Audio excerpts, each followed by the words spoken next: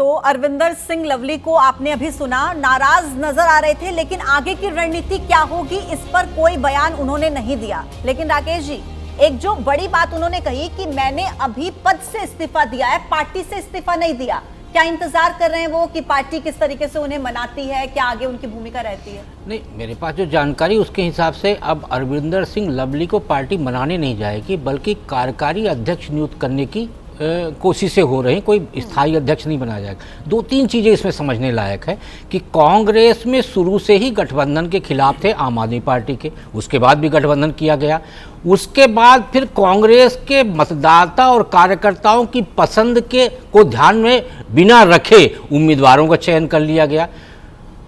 अब अरविंदर सिंह लवली भर अकेले कांग्रेस में दुखी नहीं है, आपको भले ही आश्चर्य हो, पर दुखी राहुल गांधी भी हैं कांग्रेस के अंदर। दुख का कारण दूसरे चरण की यात्रा वो नहीं करना चाह रहे थे, उनसे कराया गया। भरूच में आम आदमी पार्टी के साथ गठबंधन वो नहीं चाहते थे, उन्होंने विरोध भी जाहिर किया, उसको भी नज़रअंदाज कर दिया गया। अब वो अमेठी से चुनाव लड़ने में दिलचस्पी नहीं ले रहे, लेकिन उनको अमेठी ढोंसा जा रहा है। तो कांग्रेस के अंदर सब दुखी हैं और उस दुख का कारण कौन है इसका पता लगाना थोड़ा सा कठिन हो रहा है। रिएक्शन आपसे चाहूंगी, अब जो सिख बाहुल क्षेत्र हैं उन पर कितना असर पड़ेगा अरविंदर सिंह लवली के इस्तीफे का? आम आदमी पार्टी और जो कांग्रेस का गठबंधन है, कितना असर आप देखते हैं? देखिए, अरविंदर सिंह लवली जो है दिल्ली सरकार में, शीला दीक्षित की सरकार में मंत्री रहे, बड़े प्रभावशाली मंत्री थे, बड़े पॉपुलर नेता थे।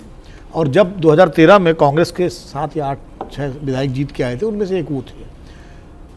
लेकिन वो फिर बीजेपी में चले गए और बीजेपी में वो मामला नहीं जमा तो वापस कांग्रेस में आए। बीजेपी में जाने के बाद उनकी जो क्रेडिबिलिटी थी वो ख़त्म हो गई। किसी भी नेता की जब आप दल बदल कर लेते हैं तो अपनी पार्टी में वापस जब आते हैं तो वो साख नहीं रहती है। और इसका सबसे बड़ा उदाहरण उत्तर प्रदेश में कल्याण सिंह थे, जो इतने बड़े नेता थे एक ज़माने में कि वो अडवाणी और वाजपेयी के कद के बराबर पहुँचने लगे थे, और बाद में पार्टी छोड़ी उन्होंने और वापस आए तो उनकी वो बात नहीं रही। यही येदियुरप्पा के साथ हुआ। तो कोई भी उमा भारती के साथ तो कोई भी नेता जब पार्टी छोड़ के वापस आता है तो उसकी पार्टी में वो पूछ नहीं रह जाती है। और यही लवली के साथ हुआ। प्रदेश अध्यक्ष तो बना दिया गया और प्रदेश अध्यक्ष उनको राहुल गांधी ने बनाया था। कल मेरी कांग्रेस के नेता से बात हुई जो स्ट्रेटजी में है, मैंने कहा राहुल गांधी ने बनाया। अब क्या है, एक मिनट में लवली जो है अपना आगे का रास्ता तलाश है। लवली को मनाने की कोई कोशिश नहीं होगी, वो निकल गया टाइम। वो आगे का रास्ता तलाश रहे हो, जैसा कि आपने कहा कि वो साख नहीं रहती जब आप वापसी करते हैं। लेकिन क्या आपको लगता है विजय जी, जिस तरीके से हम अभी सिनारियो यहाँ पर देख रहे हैं, क्या परिस्थितियां आगे बनती हुई नजर आती हैं? अरविंदर सिंह लवली के राजनीतिक करियर को देख लें, ये क्या लगता है आपको कि जुड़ सकते हैं वो बीजेपी से, जैसे की चर्चाएं चल रही हैं?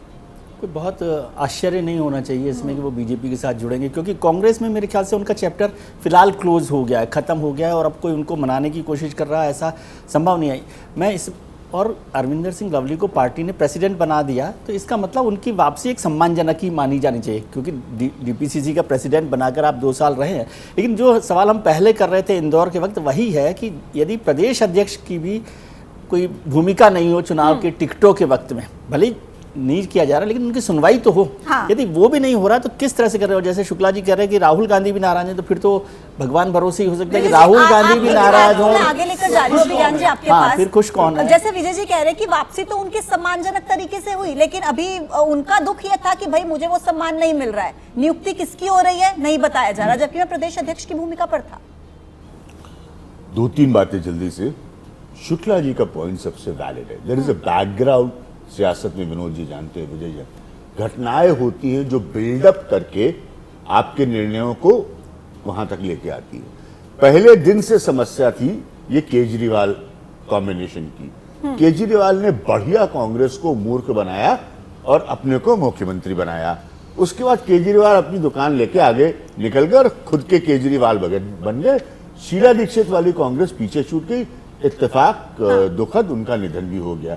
तब से जितने लोग, जो विनोद शर्मा ने कहा ना कि प्रभावशाली मंत्री थे, जितने लोग शीला दीक्षित के ग्रुप के थे, वो ऐसे ही आज तक भटक रहे। मुझे माफी के साथ आपको बीच में रोकना पड़ रहा है।